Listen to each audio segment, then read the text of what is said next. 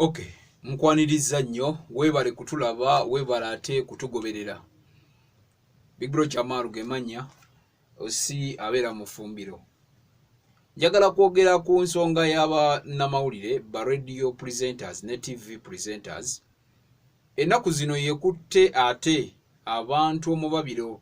Mwana muwala emabega navaayo ne nkwegulirira Sheila Gashumba. Sheila Gashumba nga ye Sheila Gashumba muwala wa Franka Gashumba yavaayo yali mukozi wa radio, mukozi wa ku TV, yali mukozi wa TV wa NTV, navaayo nagenda tetumanyi waji yalaga naye yavaayo nawandiika ku mikutu mirengera wala Twitter account ye ampoza ate n'emikutu ebirala n'ategeeza nga bw'ata kyasobola kukolera mitwalo 5 kubanga buli show yatutegeeza nti buli show afuna emitwalo 5.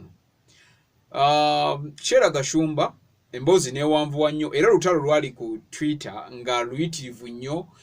Bamuddamu ne bamuddamu, abamuwagira ne bamuwagira, n'abatamuwagira ne bamuwagira. Njagala kukuwa ku nsonga lwaki gwe nga bw'olowooza si bwe kiri. Lwaki abamawulire bafuna essente ba presenters abalala tebafuna? Lwaki olowooza olwaleero w'amawulire tebamusasula omulala nga bamusasula? Lwaki ow'amawulire oyo mulimu gwaliko agwagala nga gwali eyo olowooza nti tafuna ate ye ng'alina waafuniramu? Okitegeera muganda wange.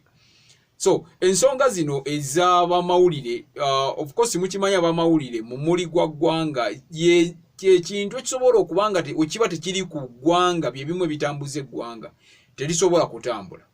Nzikiririzaamu obagaana amawulire bwe gabanga tegali ku ggwanga ne bagamba nti kati abamawulire mwenna temugenda kukola, eggwanga litambula naye litambula lyekulula. Ensonga ziwerako. Ow'amawulire wa mugaso nnyo eri omuntu owa bulijjo. Omuntu ow'amawulire wa mugaso nnyo eri omuntu atandikirwako wa ghetto mpaka omuntu asembayo waggulu ali mu high class. Ennaku zino ba radios and TV presenters ebintu bingi nga wenkugambye. Tusooke tutunuulire aba managers. Managers ebintu byavaamu companies ez'enjawulo. Njagala kunnyonnyola ku radio ne TV presenters oba ba radio stations ne TV stations. Ba managers be bagaba emirimu ennaku zino. Tukimanyi bulungi nnyo company ezisinga zirina kye bayita human resource manager. Eyo department yekwasaganya okugaba emirimu oba ye recruitinga abakozi. Department eyo mu company yonna eya human resource.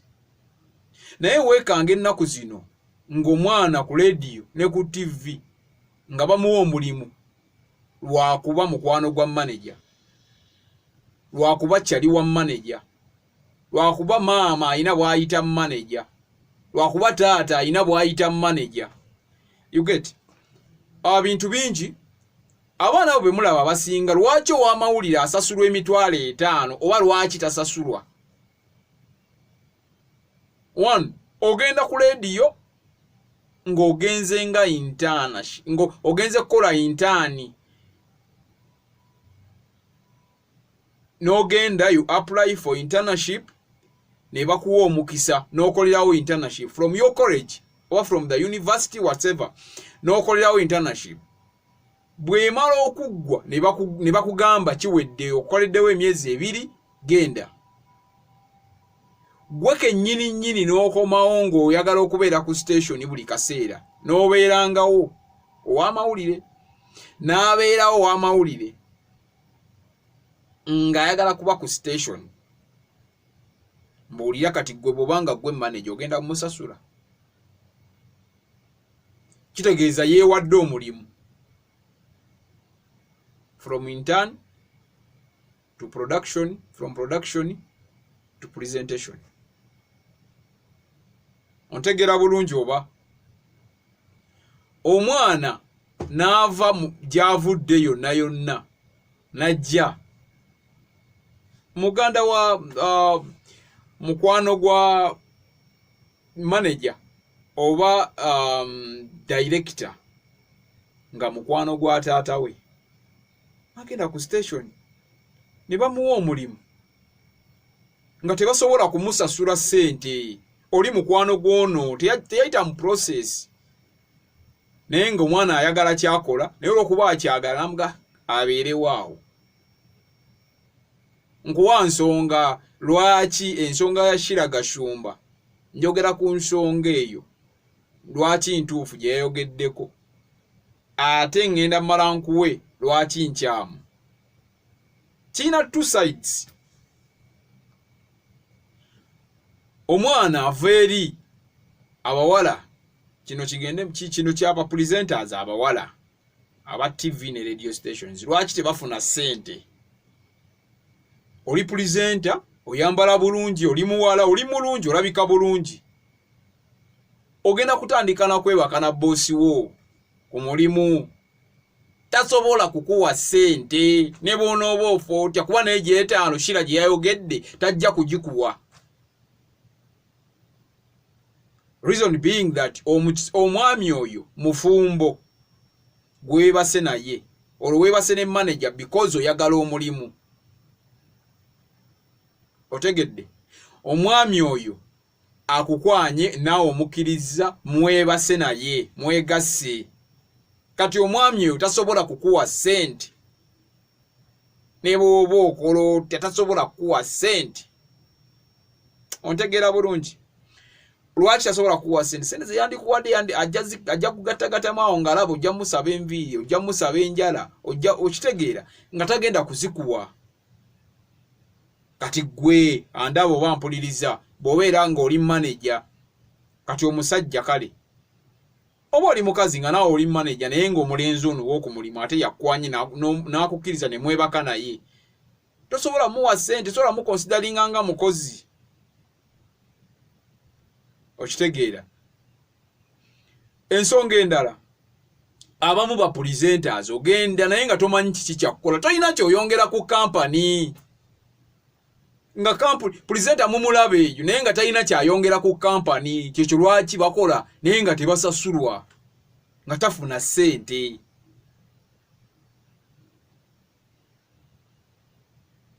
Ng'ekituufu kya byonna gwe nga gwe oli awo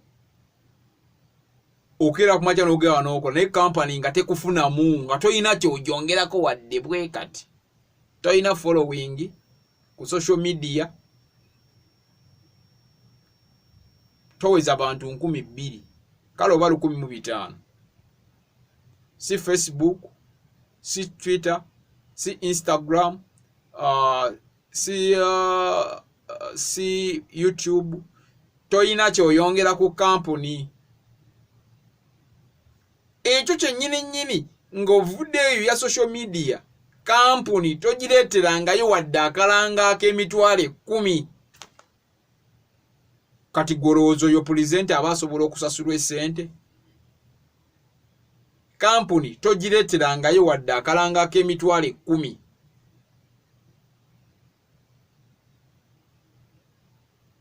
Kati omugagga anajjawa gundi eyo etandike egambe nti kati kakuweeyoko ku ssente asobole okuba nga omwana ono katumuweeyoko ku ssente oba oli awo kinaasobola okuba nga kitwanguyira yanguyira nnyo.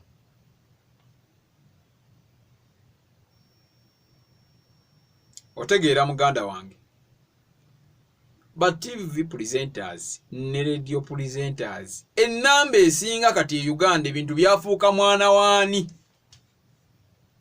ng'okuwa obuwi omusaala okuteeka obutesi ku musaala nga waliwo ensonga. Yes, nga tukivuddeko ekyo nti netutatunuulira nti mwana waani birimu talent. Omuntu asobola okuba ng'alina talent ng'alina talenti ng'ewererako ddala era nga kampuni eyeetaaga talenti eyo nga balina okunyiga waawo olina okubaako n'engeri gy'ogatta waawo then kitegeeza kampuni ogyongeddeko era gwe tebasobola kukusubwa mu buli ngeri yonna. Naye abatasasulwa abalala be bali be nakugambye ate nga tebasobola na kubagoba. Daddy wange mukwano gwa manager, daddy wange mukwano gwa human resource, naye nga manager ne human resource bakukowadda nga ba presenters babakowadda nga temulina kyemwongera ku company, ku radio station wa ku TV, naye kitaawo ne taatawo be bakyakukwatiridde olw'okuba oli ku mulimu. Yeshira Gashumba talina kyeyerabidde n'okubeera bubeezi ku NTV. Kitaawe Frank Gashumba abadde oba oli awo ng'olw'okuba erinnya eryo yakola dda erinnya lye mu bulungi ne mu bubi, n'asetinga ekintu kye. Kati omwana ono ye feva gy'alina gy'abadde akyalina, naye ng'alowooza balina omukonsidalinga omuwa essente. Douglas yali afuna ssente.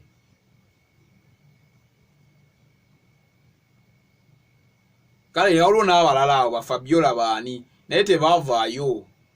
Ze baali bafuna ze zaali zibasanyusa oba ze baali baagala, yali maximum ey'okufuna essente agamba ezo ze twagala.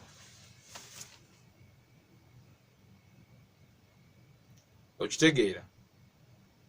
Naye kati ono waliwo ky'oba weerabidde ggwe nga ggwe omuweereza kitaawo oba nnyoko oba kojjaawo whatever oba sistawo, waliwo some connections eziriwaawo wakati wawe ne nannyini gwe kikwatako oba okolera mu kampani eyo. Okufuna akatono oba ofuna emitwalo 5, akatono nti emitwalo kati 5 gye nfuna nga because of them, if not them tewandizifunye.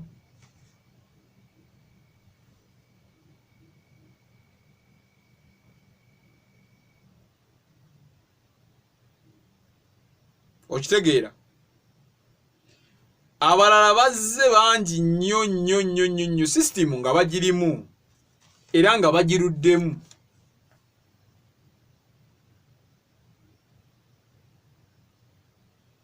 Naye nga tebalina tewali kampuni kyekufunamu.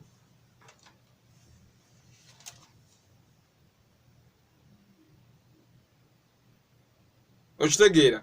Nga kampuni kyeyandikufunyemu nga ggwe kukugamba lo tugendereko wali okole booti ne booti, ate kuyamba kubanga ye ebe kufunamu olwo. Kyokka ate naawe olw'okuba tojja kugaana naawe oba ofunamu to get some connections there, n'ogamba okay kangendeko wano nkole bwenti ne bwenti. Okitegeera?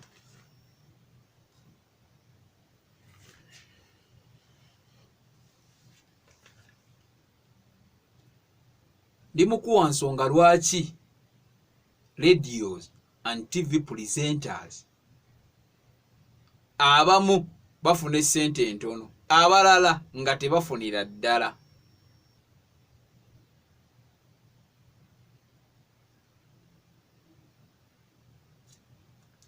Naawe osobola okubeera nga gwe mugagga.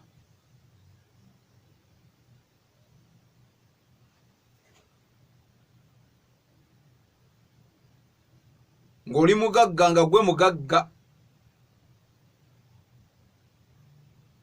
managing director gwe kikwasaganya ne bijja kozi waali human resource tamumanyi, toli mu bitabo bya human resource nti oba olina okusasulwa omusaala bwe guti, ne manager nga takumanyi, wabula akumanyi ye kitaawo oba maama wo oba anko wo oba anti wo, nga be bakumanyi be bakuyuze ku manager naga omwana yange munyambira agira abeerako awo, omaze olwo intaani kaledio kokoleddeko baka TV kokoleddeko omaze intaani. Abantu bano ab'eŋŋanda bano olwokuba bali connected ku managing director, bali connected ku human resource, bali connected ku programs director, nagamba omwana wange munyambireko, sebo nyambo nyambireko omwana wange.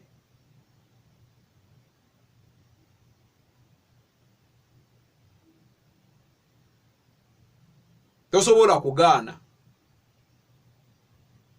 n'ogamba omwana jangu kati obwana oyo kati gwe kati olugogo ba recruitinze osobola okuleeta amafabali mu nfuna sente mmeka nafuna mmeka oba bwe bakufunirayo ko ke bakufunidde some facilitation yawo bakufuniddeyo kaka sente akatonotono then you say the sente ntono waliwo yakuyita oba mama oba kitaawo ye yagende wa mani yanagamba omwana wange agira abeerako wano you are just there ogira obeerako yakola statement agira abeerako wano otuusa onyumiddwa omulimu ogukoze otandise okudimandinga naye nga toli mu bitabo bya kampuni.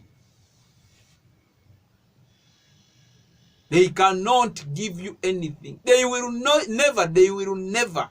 Nebo likolotya nebo nokolotya. Gw'olina okwesotinga n'ogamba naye kichwa eno gye nkozesa bwe mbanga nina talent nebo ekiti. Mbafunamu basibafunamu. Then you go ate bw'ogenda toleekaana. Kubanga si be bakuyita tebagambangako nti nno jangu tugenda kusasula. Do you have appointment letter?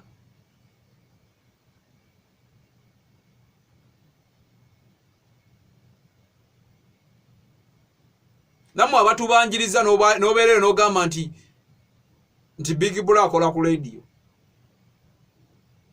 Tigundi Big Brother akola ku TV. Waliwo emitendere giyitwamu tulowooza mpu this entertainment bwetyo bwebeera. Waliwo emitendere giyitwamu omuntu okutuuka ng'afuna essente. Omuntu obeerayo for some connections, omuntu obeerayo for some exposure, omuntu obeerayo ensonga nnyingi nnyo abaana boolaba mu mawulire. Kati naawe omwana ali mu mawulire fe totubuulira bw'obanga tosasulwa totubuulira fe twakutumayo ogendeyo otandika okuteeka kugundizo mbu sikolera emitwalo 5.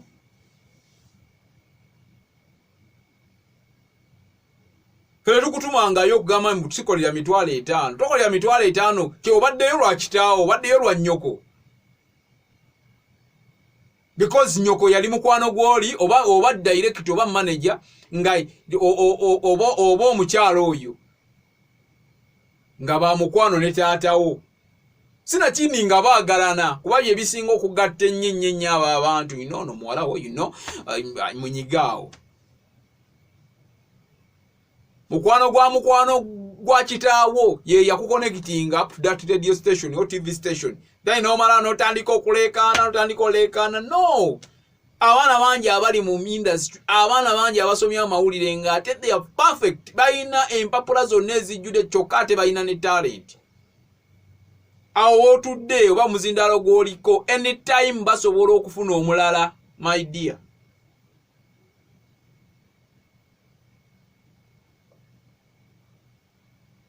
Omukozi wa radio oba omukozi wa TV awo otudde anytime basobola okufuna omuntu omulala. Ate si gwe mugezi nnyo asinga mbu abalala basobola okubeera nga ate bo basiru.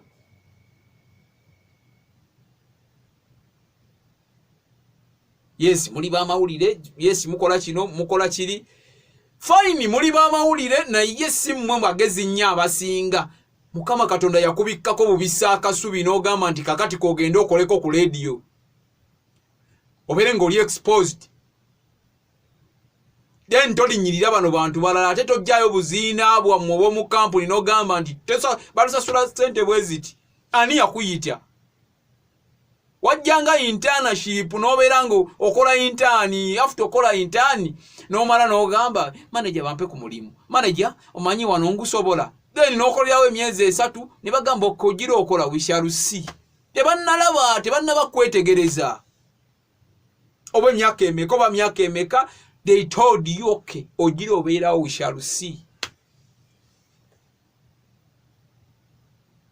Nammwe abamu ate abanene nti mufunye omukisa ng'olese bano abaana abato abazze mu internship. Nammwe abanene ba TV presenters ne radio presenters mufunye omukisa, muli exposed, muyina abantu bangi, muli connected, mukola mutya. Tewali bw'otyo watuukawo nga you are nothing. Just ozze ku mukisa gw'abantu Mukama akukwatiddeko nakwatirako kati oli mu layini nga yeeyo abantu abali ebbali gye bakwegomberamu ffe.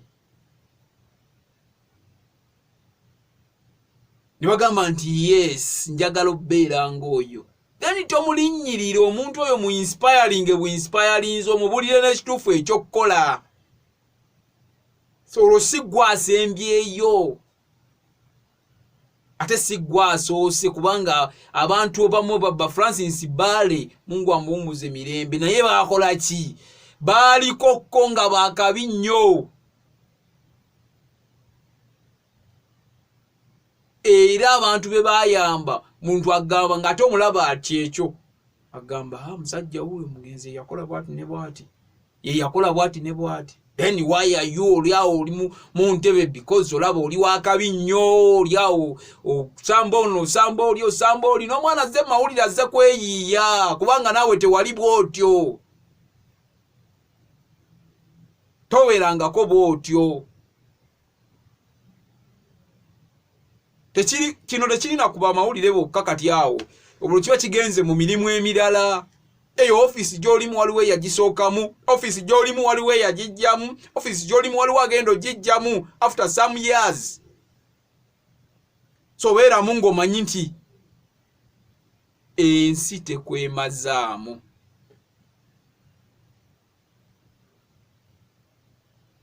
okitegeera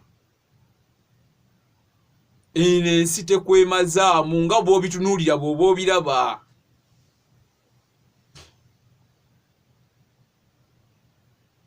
back to my point abamawulire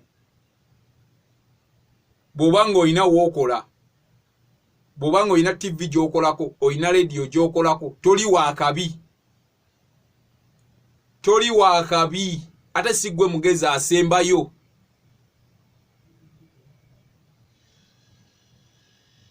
abaana bangi abasomye abakyala n'abasajja abasomye abaami n'abakyala abasomye bangi nnyo mu zi universities ez'enjawulo nga basomye mawulire but tebalina chance egenda kubeera tebannafuna mukisa kuyingira buyingizi ku radio station oba TV station asomye oweda alina ekipapula kye alina degree oba alina masters oba alina diploma naye alina ekipapula kye ng'ogasseeko ekyo alina talenti nga bw'atula bw'ati ku muzindaalo bajja kujjawo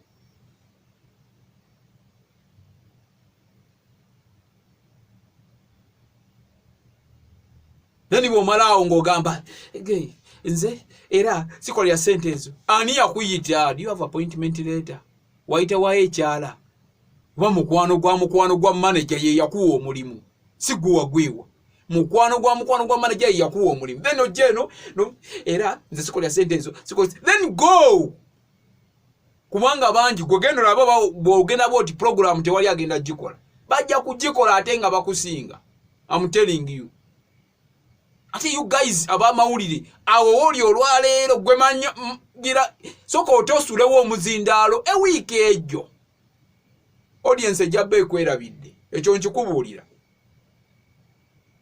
just 1 week audience egenda kuba ekwerabidde togenda kuddamu kulaba ku audience ate banaakufunirawo ate oli omulala gwe banaaleetawo mu puroguramu yo oba ku muzindaalo gwe wobadde otuula audience eno yennyini gwegenda okukwata bano abawagizi balinga era abawagizi b'abayimbi bw'ofuluma bw'oti ovudde ku stage ajjawo nga bamukubira enduulu nga zisinga ziri ezasoose bw'afuluma bw'oti ziri oyinza olowooza zibadde nnyingi ng'addawo nga bamukubira ngwe ng'olowooza bannaaye ate bano baabaddewa naye ng'ate beebo abawagizi be bamu bawaana ono ne bawaana oli kati mwannyinaze muganda wange teweesudiiza ku mulimu ogwo teweesudiiza ku muzindaalo anytime osobola ovaawo ne wajjawo omulala nga is better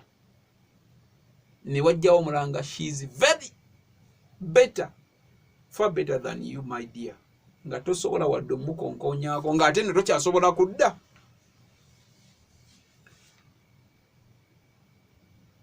lwaki ofuna emitwalo 3 n'ogenda n'ogamba nze sikolya mitwalo 3 obadde olinda kiruli lwaki wagikkiriza ogikwate omwezi ogwasooka n'okolera 3 oba 5 oba 10 whatever lwaki wazikkiriza eza ogwasooka omwezi n'ogamba ye kale kati nguko kangukolere.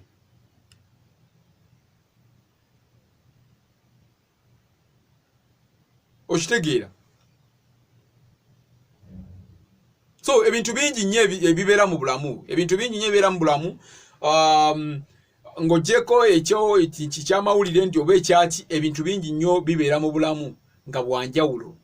So nga ky'olina okukola nga olina kukkiriza n'omala n'okyuka n'ogamba okay, obulamu butambula we buti, obulamu bulina bba we buti.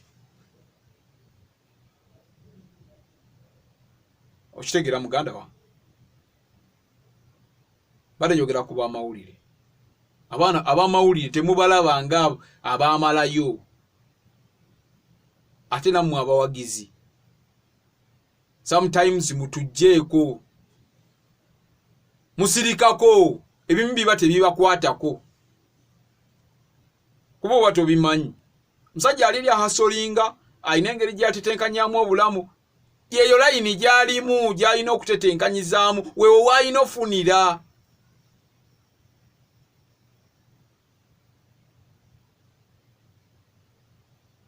Weewo w'alina okufunira.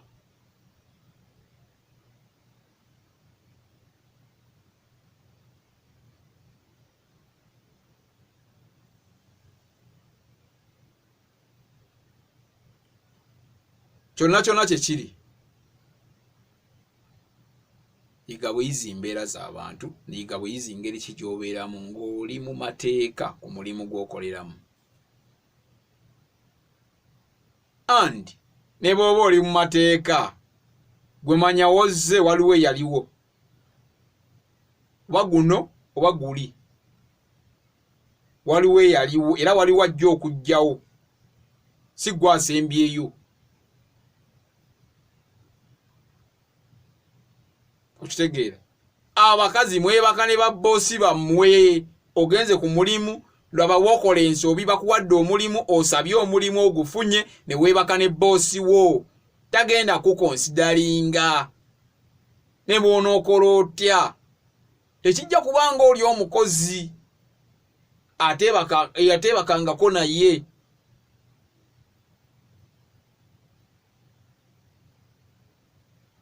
Okitegeera? Tekigenda kubeera nge oyo omukozi ateebakangako naye.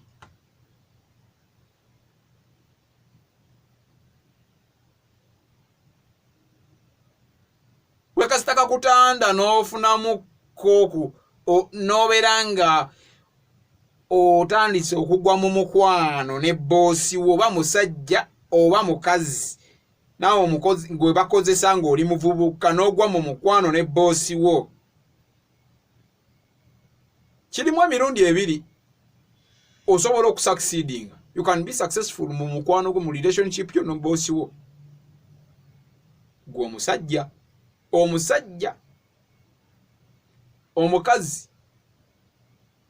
You either be successful or unsuccessful. Kubanga otakinga two disadvantages. Disadvantage esooka eya omwami ono gw'okwanye, boosi wakukwanye. Disadvantage ey'okubiri y'abakozi banno. Tewali mukozi munajja kwagala. Mubadde mu muzindaalo mwenna oba mubadde mu ofiisi mwenna. Agero laba eddaala. So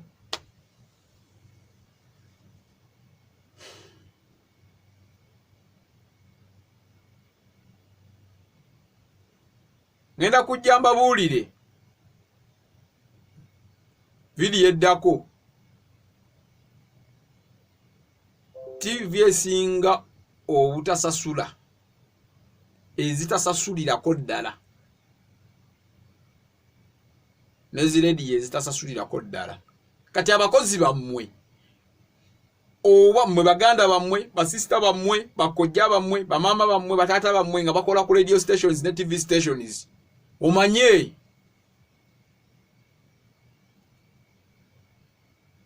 ngenda kuzireeta. So omanye ojja kujajinga omanye. emboozi yange kekome wano. Tugenda kuddamu okusinkana. Webale kutulaba, webale kutugoberera, gendo subscribing atanaba. Weyongera ate okutugoberera kubanga kikulu nnyo embeera gye tulimu olwaleero. Bw'oba oli ewaka ate nga weewaddeyo n'okwata akasimuko n'oteekamu n'osobola okubeera nga olaba kikulu era nkwebaza ekisinga obukulu. Ate gwe atanaba kusubscribinga naawe bambi subscribinga. Bwe oyagala okulanga naffe genda mu comment section tujja kusangayo comment yo oba company oba muntu ina business yo lekayo mu comment section wasimu bachi tujja batujifuna. Oba genda obomanyo okutaganjula bulungi ojja kusobola okulaba obubaka ojja kusobola olaba wawo oteeka awali enamba y'essimu okuba enamba y'essimu. Tujja batusobola okubanga tukwasaganya bulungi nnyo. Nkwagala nnyo munywanyi webale kwekuuma.